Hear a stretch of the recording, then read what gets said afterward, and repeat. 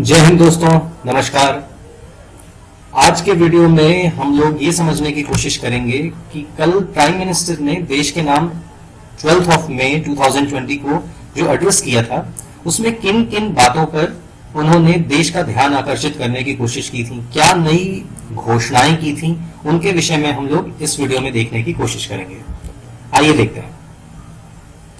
सबसे पहले उन्होंने ये बात बताई कि कैसे ग्लोबलाइजेशन का ट्रेंड बदल रहा है।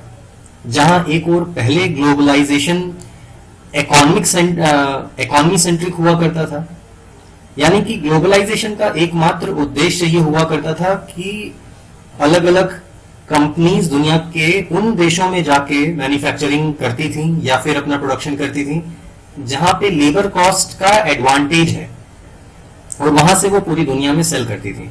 मतलब उनका एकमात्र उद्देश्य क्या होता था? Profit maximisation.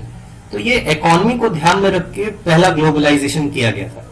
लेकिन यहां पे प्रधानमंत्री जी ने एक पोस्ट कोरोना ग्लोबल ऑर्डर में एक नए तरह के ग्लोबलाइजेशन, एक नए ग्लोबल ऑर्डर की बात की है, जिसमें बात होगी पीपल सेंट्रिक ग्लोबलाइजेशन की।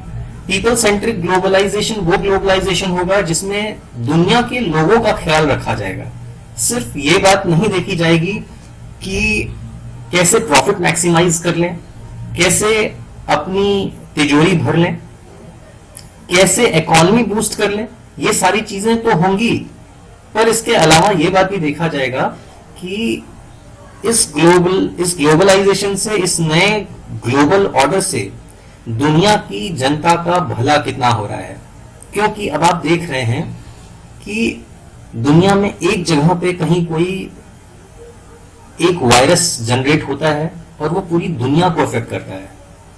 तो आज दुनिया इतनी ज्यादा इंटरकनेक्टेड हो गई है कि अगर एक जगह पे कुछ होता है तो उसका असर दुनिया के दूसरे कोने पे देखने को मिलता है। तो ये जो नया ग्लोबल ऑर्डर आने वाला है, इस ग्लोबल ऑर्डर में हमको दुनिया की जनता का भी ख्याल रखना पड़ेगा। सिर्फ हम ये नहीं कह सकते कि हमको अपना ही ख्याल रखना है, क्योंकि अगर दुनिया की सभी लोग अपनी अपनी जनता का ही ख्याल के बारे में सोचेंगे तो वो दुनिया के, उनको नहीं पता कि उनके कब किस काम से, किस एक्शन से दुनिया के किसी दूसरे हिस्से में कोई नेगेटिव इंपैक्ट पड़ जाए, कोई एडवर्स इंपैक्ट पड़ जाए। इसलिए हमको पूरी दुनिया का ख्याल रखते हुए एक नया ग्लोबल ऑर्डर बनाना है। इसी चीज की बात मोदी जी ने कल अपने स्पीच में, अपने नेशंस एड्रेस में की थी।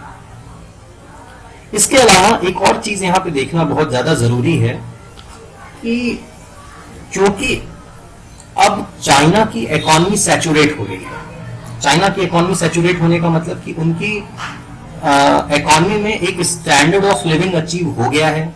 उनकी इकोनॉमी में एक जो पर कैपिटा इनकम होती है वो अचीव हो चुकी है। लेबर कॉस्ट बहुत ही ज्यादा हो चुकी है। पर कैपिटा इनकम इस समय $13,500 है वहां पे, और इंडिया में भी सिर्फ $2,100। तो ये जो डिफरेंस है $2,100 और $13,500 का, इससे आप समझ सकते हैं कि कितना ज्यादा बड़ा डिफरेंस है। इसलिए अब बहुत सारी कंपनीज अपना प्रोडक्शन वेन्यू चाइना से हटा के किसी दूसरे डेवलपिंग नेशन जैसे कि वियतनाम, जैसे कि इंडिया में लाना चाह रही हैं। तो इस सिचुएशन का इस्तेमाल, ये जो एक नई अपॉर्चुनिटी क्रिएट हुई है, इसको इंडिया भी हार्नेस करना चाहता है। तो इंडिया चाहता है कि दुनिया का मैन्युफैक्चरिंग हब बन के उभरे, चाइना को रिप्लेस किया जाए। अगर हम लोग चाइना को रिप्लेस करने की बात कर रहे हैं तो हमको अपनी एक ग्लोबल इमेज भी बनानी पड़ेगी।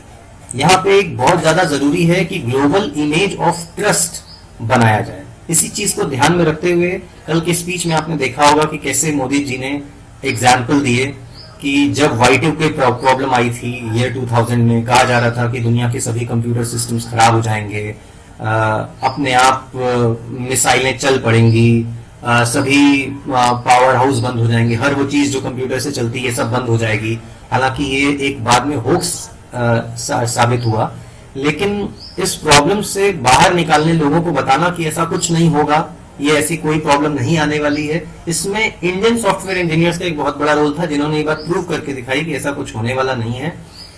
तो वहां पे भी हमारा एक रोल था। प्लस मोदी जी ने कल इंटरनेशनल सोलर अलायंस के बारे में बताया कि वहां पे भी कैसे भारत अपने एक्शन से दुनिया की जनता का ख्याल रखने के बारे में बात कर रहा है। कैसे हम लोगों ने इंटरनेशनल डे ऑफ योगा हमारे इनिशिएटिव से जब वो शुरू हुआ तो उसमें भी विश्व कल्याण का एक मैसेज छुपा हुआ था।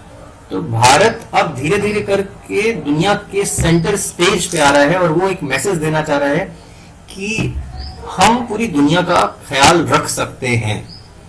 ये इसलिए जरूरी है ताकि दुनिया के देशों में भारत के प्रति जो ब्रांड इंडिया है उसके प्रति एक ट्रस्ट खड़ा हो, क्योंकि अभी लोगों का जो ट्रस्ट है वो चाइना की मैन्युफैक्चरिंग के ऊपर है। अगर हम एक नया ब्रांड लोगों के सामने लेकर जा रहे हैं, कह रहे हैं कि नहीं अब मेड इन चाइना नहीं मेड इन इंडिया खरीदो, दुनिया की मैन्युफैक्चरिंग चाइना में नहीं अब इंडिया में आके करो, तो उसके लिए एक लेवल ऑफ ट्रस्ट बनाने की जरूरत है। तो उसी ट्रस्ट को बनाने के लिए हम देखेंगे कि मोदी जी यहाँ पे प्रयासरत हैं। इसके बाद हम देखेंगे कि मोदी जी ने ये बात बताई कि कैसे पिछले कुछ दिनों में हुए एडमिनिस्ट्रेटिव रिफॉर्म्स ने इस क्राइसिस के समय हमारी बहुत ज्यादा मदद की।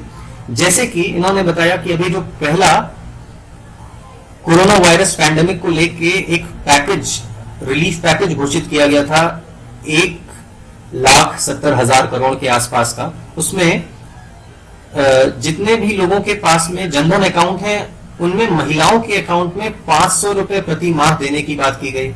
प्लस लोगों को गैस सिलेंडर दिया जा रहा है, उसका भी है, सब्सिडी है, लोगों के अकाउंट में सीधे सीधे ट्रांसफर कर दी जा रही है।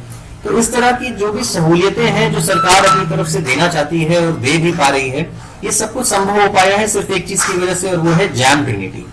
जैम ट्रिनिटी की वजह से ये सारी चीजें संभव हो पाई हैं।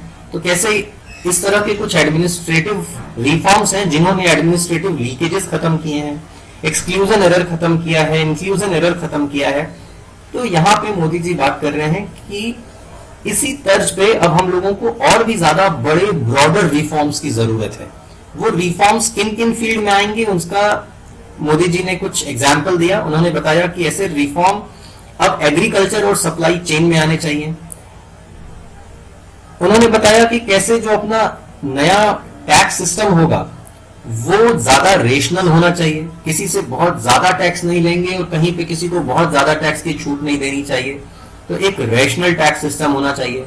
जितने भी रूल्स, रेगुलेशंस और लॉज हैं वो सिंपल हो, अनएम्बिगुअस हो, मतलब आसान हो, आसानी से समझ में आ जाए, सिंपल हो, सरल हो। इसके अलावा हमको एक state of the art infrastructure को बनाने की जरूरत है। तो इस फील्ड में भी कुछ रिफॉर्म्स लाने की आवश्यकता पे बल दिया कल मोदी जी ने। इसके अलावा उन्होंने बताया कि कैसे हमको स्किल्ड और कैपेबल ह्यूमन रिसोर्सेज की आवश्यकता है। अगर हम दुनिया में चाइना को रिप्लेस करके ग्लोबल मैन्युफैक्चरिंग हब बनना चाहते हैं तो हमें इन सारी चीजों की जरूरत पड़ेगी। प्लस अभी हमारी इकॉनमी, दुनिया के सभी एक्सपर्ट्स ये बात बोल रहे हैं कि अभी इकॉनमी में एक डिप आने वाला है, एक डिप्रेशन आने वाला है। तो उस डिप्रेशन से लड़ने के लिए भी हमारे पास में एक स्ट्रॉन्ग फाइनेंशियल सिस्टम, एक स्ट्रॉन्ग इकॉनमी होनी चाहिए। ये सारे रिफॉर्म्स उन्हीं के लिए जरूरी है।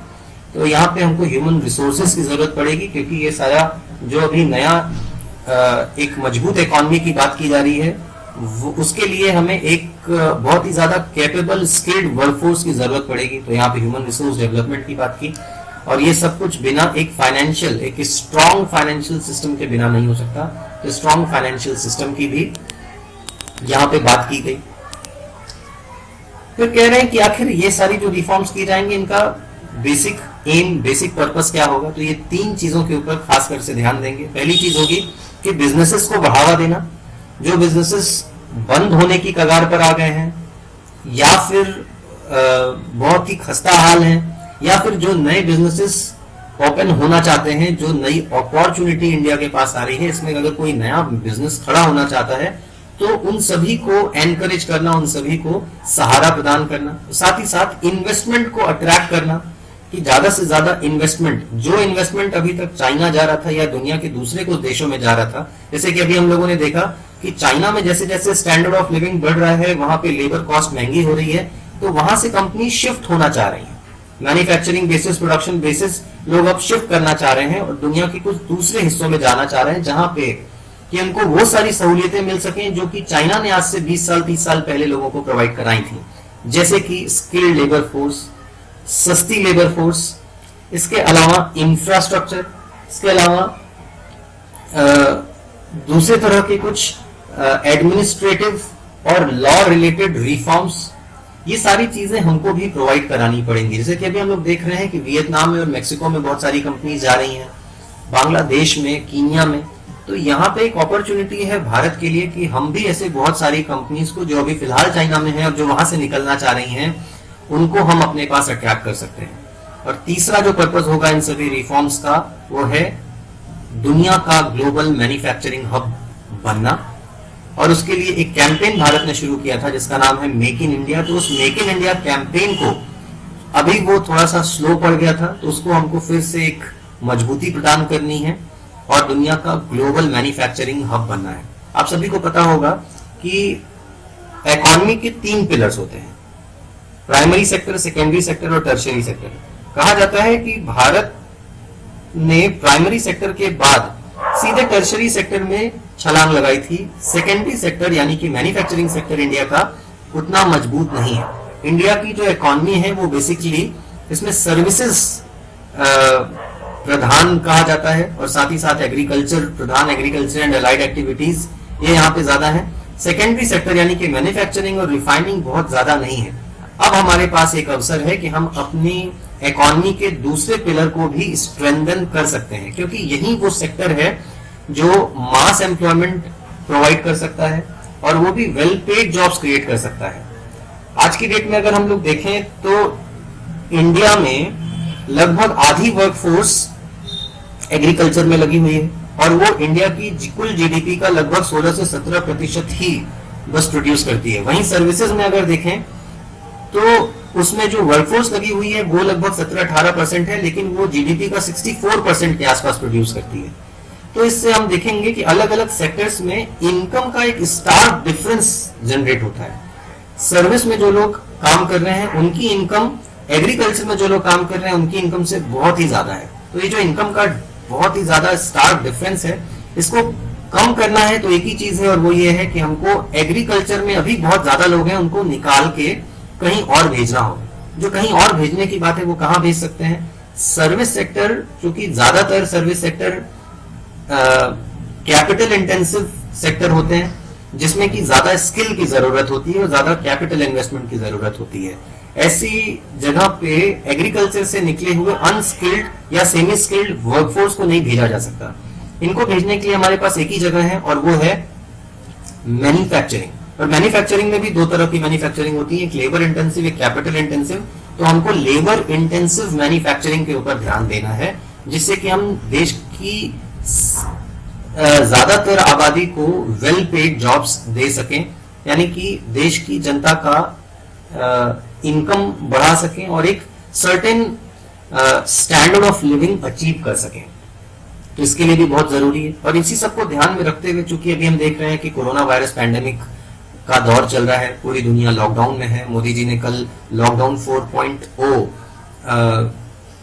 की ओर भी इशारा किया और उन्होंने बताया कि 18 तारीख से 4था चरण लॉकडाउन का शुरू होगा। तो इसके बारे में भी मोदी जी ने बात की। दुनिया कह रही है कि अगर ऐसे ही लॉकडाउन चलता रहा तो रिसेशन आएगा, डिप्रेशन का दौर आएगा। तो ऐसे में जो इकोनॉमिक अपॉर्चुनिटी हमको चाइना के सैचुरेशन की वजह से मिली है, कहीं वो अपॉर्चुनिटी हम खो ना दें। इसीलिए इस लॉकडाउन के दौरान भी हम अपनी इकोनॉमिक एक्टिविटी को धीरे धीरे करके gradually step by step phase manner में शुरू करें। इसी के लिए मोदी जी ने एक नया नारा दिया है सेल्फ रिलायंट इंडिया का, और उसके लिए एक नए प्रोग्राम की शुरुआत की जिसे कहा जा रहा है सेल्फ रिलायंट इंडिया प्रोग्राम, यानी कि आत्मनिर्भर भारत अभियान। इस अभियान के तहत मोदी जी ने एक बात बताई कि दुनिया की जो ग्लोबल सप्लाई चेन है उसमें इंडिया को ज्यादा कॉम्पिटिटिव बन के सामने आना है और उस ग्लोबल सप्लाई चेन में ज्यादा कंट्रीब्यूशन करना है। ग्लोबल सप्लाई चेन क्या होती है इसको समझते हैं। ग्लोबल सप्लाई चेन यानी कि आप जानते हैं कि दुनिया में जो भी प्रोडक्ट आप इस्तेमाल करते हैं वो किसी एक जगह नहीं बनता। उसका रॉ मटेरियल कहीं से आता है, उनकी प्रोसेसिंग कहीं और होती है, फिर उससे कोई सामान बनता है, और ऐसे दुनिया के अलग अलग 10 अलग अलग देशों में 10 अलग अलग चीजें बनती होंगी, और वो सब की सब किसी अलग देश में पहुंचती हैं और वहां पे उनकी असेंबलिंग होती है। जैसे कि एग्जाम्पल के तौर पे अगर देखा जाए, मान लीजिए कि आप एक लैपटॉप यूज कर रहे हैं, लैपटॉप में बहुत सारे कंपोनेंट्स लगते हैं। इसके अंदर में चिप लगती होगी, इसके अंदर में बहुत सारे प्लास्टिक कैबिनेट होता है, ग्लासेस होते हैं, इसके अंदर में बहुत सारे मेटल्स होते हैं, प्लास्टिक होता है। तो ये सब के सब एक ही जगह नहीं बनते हैं। इनका रॉ मटेरियल एक्सट्रैक्ट हो सकता है किसी अफ्रीकन सब सहारा नेशन में होता हो, फिर वो वहां से निकल के किसी देश में जाता हो सकता है, अमेरिका में जाता हो, और वहां पे उसकी प्रोसेसर चिप बनती हो। जो आईसी प्लेट आप देखते हैं, हो सकता है कि वो किसी दूसरे यूरोपियन देश में बनती हो, और वो सब निकल के फाइनली वो चाइना जाती है। चाइना में उसका कोई और कंपनी होगी जो कि कैबिनेट बनाती होगी। चाइना की कोई एक कंपनी वो सारी प्रोडक्ट्स को लेके असेंबल करके एक फाइनल कंज्यूमर प्रोडक्ट बना देती है। तो ये होती है ग्लोबल सप्लाई चेन। तो ग्लोबल सप्लाई चेन में हमको ज्यादा कॉम्पिटिटिव रोल प्ले करना है और ज्यादा कंट्रीब्यूशन करना है कि किसी अलग अलग प्रोडक्ट्स के सप्लाई चेन में जितने भी स्टेप्स होते हैं वो ज्यादातर चीजों में हम कंट्रीब्यूट करें, ज्यादातर चीजें हम बना रहे हों। तो इसके लिए सेल्फ रिलायंट इंडिया प्रोग्राम चलाने के लिए मोदी जी ने कल बात की इसकी। इसके बाद देखेंगे कि जब इस प्रोग्राम को चलाने की बात मोदी जी कर रहे थे तो उन्होंने खासकर से cottage based industries, small scale और मीडियम स्केल इंडस्ट्रीज को बढ़ावा देने की बात की, क्योंकि यही हैं सेक्टर्स जो कि मास एम्प्लॉयमेंट दे सकते हैं। अभी भी हम जानते हैं कि इंडिया में 80% के आसपास लोग इनफॉर्मल और स्मॉल स्केल एमएसएमईज में काम करते हैं। तो एमएसएमईज को बढ़ावा देना ज्यादा जरूरी है, क्योंकि इंडिया की मेजॉरिटी जनता आज भी वहीं पे एम्प्लॉयड है। फिर उन्होंने आत्मनिर्भर भारत अभियान के 5 पिलर्स के बारे में बात की। वो 5 पिलर्स हैं economy, infrastructure, system, demography and demand. सबसे पहले इकोनॉमी, उन्होंने कहा कि इकोनॉमी ऐसी हो कि जिसमें सिर्फ इंक्रीमेंटल चेंज की बात ना हो। जैसे कि पहले होता था कि हम लोग बात करते थे इंक्रीमेंटल चेंज की, अब इंक्रीमेंटल चेंज से आगे बढ़ के हमको क्वांटम जंप लगाना है। मोदी जी एक चीज की बात हमेशा करते हैं, स्किल, स्केल, स्पीड, कि हम लोग ज्यादा स्किल वाले बने, ज्यादा स्पीड से काम करें और ज्यादा बड़े स्केल पे काम करें। तो यहाँ पे भी उन्होंने लगभग वैसी ही कुछ बात की है कि हमारा जो चेंज हो थोड़ा थोड़ा ना हो, बल्कि अब एक क्वांटम जंप लगाने की जरूरत है। और ये सारी चीजों को करने के लिए हमें एक state of the art infrastructure की जरूरत पड़ेगी। तो ऐसा इंफ्रास्ट्रक्चर जो कि मॉडर्न इंडिया की पहचान बन के उभरे, जिसको देख के दुनिया का इन्वेस्टमेंट भारत की ओर अपने आप खींचा चला है। तो मॉडर्न इंडिया की पहचान बनाता हुआ एक state of the art infrastructure, जिससे कि इन्वेस्टमेंट अट्रैक्ट हो सके और जो इन्वेस्टमेंट आए उसको सहूलियत मिले। इसके अलावा एक सिस्टम की उन्होंने बात की है। देखिए मोदी जी पहले भी 3D की बात करते रहे हैं हमेशा, डेमोग्राफी, डेमोक्रेसी एंड डिमांड। लेकिन इस बार देखेंगे यहाँ पे 3D की जगह पे 2D है और तीसरा D यानी कि डेमोक्रेसी S से रिप्लेस कर दिया गया है। यहाँ पे इस बार डेमोक्रेसी की जगह पे सिस्टम वर्ड का यूज किया गया है। यानी कि आप समझिए कि यहाँ पे अब डेमोक्रेसी से बहुत ही ज्यादा ऊपर उठ के बात की गई है कि सिर्फ एक पॉलिटिकल सिस्टम की ही बात नहीं है, इसमें बहुत सारी चीजें आएंगी। जैसे कि एडमिनिस्ट्रेटिव रिफॉर्म्स की बात की जाएगी, इसमें आईपीआर पॉलिसी आएगी, इसमें लेबर रिफॉर्म्स की बात की जाएगी, इसमें और भी बहुत सारी चीजें होंगी। तो ये कोई एक छोटा कॉन्सेप्ट नहीं है अपने आप। इसमें जुडिशियल सिस्टम की भी बात की जाएगी, इसमें रिसर्च इकोसिस्टम की बात होगी, इसमें ह्यूमन रिसोर्स डेवलपमेंट की बात होगी। तो ये एक अपने आप में बहुत ही वृहद कॉन्सेप्ट है। जब यहाँ पे इन्होंने सिस्टम वर्ड का यूज कर दिया तो वो जो डेमोक्रेसी था वहां से इसको बहुत ऊपर लेके गए और बहुत ही ज्यादा ब्रॉड कर दिया। अगली चीज है डेमोग्राफी। डेमोग्राफी ये कि आप सभी जानते हैं कि कहा जाता है कि इंडिया में ज्यादातर जनता युवा है। कहते हैं कि इंडिया में 60% से ज्यादा जनता 35 वर्ष से कम आयु की है। तो दुनिया एक युवाओं से भरा हुआ देश है। और देखिए डेमोग्राफी डिविडेंड भारत को मिला हुआ है। डेमोग्राफी डिविडेंड क्या होता है? किसी भी देश में 2 तरह की पॉपुलेशन होती है। एक वो जो कि काम करने वाली वर्कफोर्स, वर्किंग एज ग्रुप में जनता होती है। दूसरी वो होती है जो डिपेंडेंट एज ग्रुप में होती है। डिपेंडेंट एज ग्रुप यानी कि 0 से लेकर 18 साल, कुछ जगहों पे इसको 0 से 16 साल भी कहा जाता है, और 60 साल से ऊपर की जनता। कहीं पे इसको 63% के ऊपर की भी कहा जाता है, यानी कि डिपेंडेंट जनसंख्या। तो अगर वर्किंग जनसंख्या डिपेंडेंट जनसंख्या से ज्यादा है तो उसको डेमोग्राफिक डिविडेंड बोलते हैं, और अगर वर्किंग जनसंख्या डिपेंडेंट जनसंख्या से कम है तो इसको बोलते हैं डेमोग्राफिक बर्डन। तो भारत में डेमोग्राफिक डिविडेंड मिला हुआ है, हमको इसका लाभ उठाना है, क्योंकि अगर वर्किंग जनसंख्या ज्यादा है तो वो ज्यादा काम कर सकती है, ज्यादा इकोनॉमी में कंट्रीब्यूट कर सकती है, एक बड़ी इकोनॉमी क्रिएट कर सकती है। और ऐसे ही डिमांड की बात करें तो कोई भी इन्वेस्टमेंट भारत में इसलिए आसान है क्योंकि एक बहुत ही बड़ा डिमांड भी अपने आप में है। अगर कोई यहाँ मैन्युफैक्चरिंग करके दुनिया के दूसरे हिस्सों में एक्सपोर्ट करे तो ठीक, ना करे तो भी भारत में ही अपने आप में एक बहुत बड़ा मार्केट है। जैसे कि हम देखेंगे कि पिछले 4-5 वर्षों के अंदर ही भारत में जहां सिर्फ 2 मोबाइल मैन्युफैक्चरिंग कंपनीज थी, वहीं आज की समय में दुनिया का दूसरा सबसे बड़ा मोबाइल मैन्युफैक्चरिंग देश बन चुका है भारत। तो इतने कम समय में ये जो शिफ्ट हुआ, ये जो ट्रांजिशन हुआ, ये इस वजह से हुआ क्योंकि भारत में अपने आप में डिमांड मोबाइल फोन्स की बहुत ज्यादा है।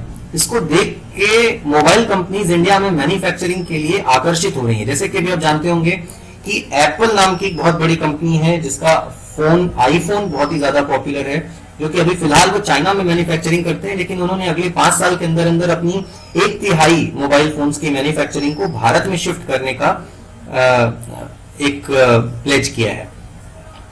तो ये सब कुछ इसीलिए हो रहा है क्योंकि भारत की अर्थव्यवस्था में अपने आप में बहुत ज्यादा डिमांड है। नेक्स्ट यहाँ पे मोदी जी ने इसी अभियान आत्मनिर्भर भारत अभियान के तहत पहला स्पेशल इकोनॉमिक पैकेज को अनाउंस किया, और इन्होंने एक बात बताई कि इसके पहले अभी जो कोरोना वायरस के लिए एक स्पेशल पैकेज की घोषणा हुई थी 1,70,000 करोड़ की, और उसके बाद जो आरबीआई के द्वारा लिक्विडिटी इंफ्यूज किया गया था 3.7 लाख करोड़ रुपए का, इसको मिला के, इन दोनों को मिला के 20 लाख करोड़ रुपए के आसपास का एक पैकेज घोषित किया गया है, जो कि भारत की इकोनॉमी का लगभग 10% है। ये एक बड़ा अमाउंट होता है अपने आप में। इसकी घोषणा कल प्रधानमंत्री जी ने की है। दुनिया के लगभग सभी बड़े देशों ने भी ऐसे ही कुछ पैकेज की घोषणा की है। जहां जापान ने को 21%, वहीं अमेरिका ने 13% पैकेज की घोषणा की है। ब्रिटेन ने भी 10% के आसपास के एक पैकेज की घोषणा की है। ये सबको पैकेज इसलिए घोषित करना पड़ रहा है क्योंकि जैसा कि अभी मैंने ऊपर डिस्कस किया कि कोरोना वायरस पैंडेमिक की वजह से दुनिया लॉकडाउन में है और अर्थव्यवस्था को एक बहुत ही ज्यादा नुकसान पहुंचा है। तो उसको उबारने के लिए एक स्टिमुलस पैकेज की जरूरत है, इसलिए सरकारें दुनिया की अलग अलग इस तरह के पैकेजेस की घोषणा कर रही हैं। ये जो पैकेज है अभी ये 4 चीजों पे फोकस करेगा, और वो 4 चीजें होंगी लैंड, लेबर, लिक्विडिटी और लॉज। क्योंकि जब भी कोई कंपनी आएगी तो उसको जमीनों की आवश्यकता होगी। लैंड एक्विजिशन इंडिया में एक बहुत ही बड़ा चैलेंज रहा है हमेशा से। लेबर लॉज का कंप्लायंस ये भी इंडिया में बहुत ही ज्यादा मुश्किल रहा है, जिसके लिए सरकार ने 4 कोड्स बनाने की बात की है और जिसपे काम चल रहा है। 2 कोड आ भी चुके हैं। लिक्विडिटी कैसे बढ़ाई जाए उसके लिए मोदी जी ने बात की है। अभी आरबीआई ने अपने कुछ इनिशिएटिव से लिक्विडिटी को आसान बनाने की कोशिश भी की है। और लॉज, इंडिया में बहुत ही ज्यादा ओवरलैपिंग ऑफ लॉज देखने को मिलता है, तो इन सब चीजों को आसान बनाने की मोदी जी ने बात की है इस पैकेज के तहत। इसके अलावा देखेंगे एक आखिरी चीज, मोदी जी ने बोला कि अब हम लोग लोकल के ऊपर बल देंगे, यानी कि ये एक तरीका है जिससे कि मेड इन इंडिया को बूस्ट किया जा सके। अब मेड इन चाइना या फिर इंडिया के बाहर की मैन्युफैक्चरिंग की हुई प्रोडक्ट्स को आप ना खरीदें, ना प्रमोट करें, बल्कि लोकल को बढ़ावा दें। तो उन्होंने बात की कि लोकल मैन्युफैक्चरिंग, लोकल मार्केट हो, लोकल सप्लाई चेन हो। ये जो पैंडेमिक अभी आया इसने भी हमको कहीं ना कहीं इस ओर इशारा किया कि हम लोग लोकल के ऊपर ज्यादा ध्यान दें, क्योंकि जब सभी सप्लाई चेन, दुनिया भर की सप्लाई चेन बाधित हो चुकी थी, तो दुनिया के लोगों का जो जीवन यापन चल रहा है वो लोकल सप्लाई चेन पे ही चल रहा है। तो उन्होंने बता दिया कि लोकल सप्लाई चेन ये सिर्फ हमारी जरूरत ही नहीं, ये हमारी अब जिम्मेदारी भी है कि हम इसको बढ़ावा दें। तो उन्होंने एक नारा दिया कि बी वोकल फॉर लोकल, कि आप लोकल के लिए आवाज उठाइए, लोकल को बढ़ावा दीजिए। कहते हैं कि दुनिया में जितने भी बड़े ब्रांड्स आप जानते हैं, ग्लोबल ब्रांड्स, वो सभी कभी ना कभी लोकल ही थे, लेकिन जब उनको प्रमोट किया गया, उनका इस्तेमाल किया गया, उनकी ब्रांडिंग की गई, उनके ऊपर ट्रस्ट किया गया, तभी वो आगे बढ़े। तो अगर हम भी वैसे ही अपने प्रोडक्ट्स के साथ में करें तो हम भी अपने प्रोडक्ट्स को ग्लोबल प्रोडक्ट्स में बदल सकते हैं और अपनी इकोनॉमी को बहुत ज़्यादा बढ़ावा दे सकते हैं। तो ये थी आज की कंप्लीट एनालिसिस। मिलते हैं अगले वीडियो में। धन्यवाद।